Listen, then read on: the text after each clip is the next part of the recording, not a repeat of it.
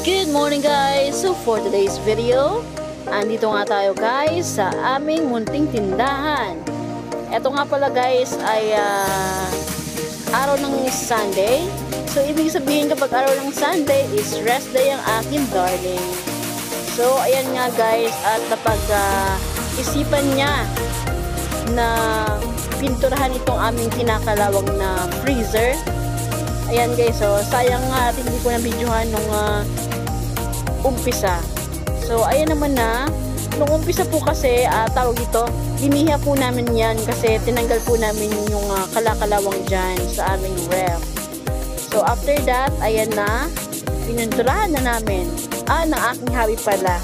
Pero guys, tumulong talaga ako dyan. Ewan ko ba, ba't hindi ko na-videohan ang sarili ko. Ganun talaga. So, ayan nga guys, buti na lang po at walang nabili dyan sa amin. Kaya nakakapag-review po ako ng tuloy-tuloy. Ayan ang aking hobby kahit grabe na yung pawis niya at nakapagod na siya. Ayan, wala siyang pakialam. Hindi nga siya dyan natingin sa video kasi syempre nahihiya daw siya. Naku naman yan darling mahihiya ka pala. Hi, charing! Ayan guys, diba? Patapos na rin po yan guys. Bali sinisimot na lang yung mga natitirang pintura.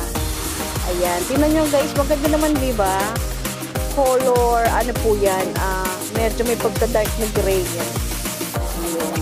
Dati po kasi dyan yung ref namin is parang white or ano yung tawag dito? Basta gray and white. Yun yung dating po. Ganyan po, yan white gray. So, ayun na nga guys yung aming finished product. Wow! Diba? Naalis na yung kalawang at gumanda pa yung aming freezer. Diba bongga? Ayan no. Comment down below guys kung talagang gumanda or maganda naman po yung kinalabasan ng aming pagpipintura ng aming freezer. Diba? Thank you nga pala guys sa laging pag-watch ng aming video.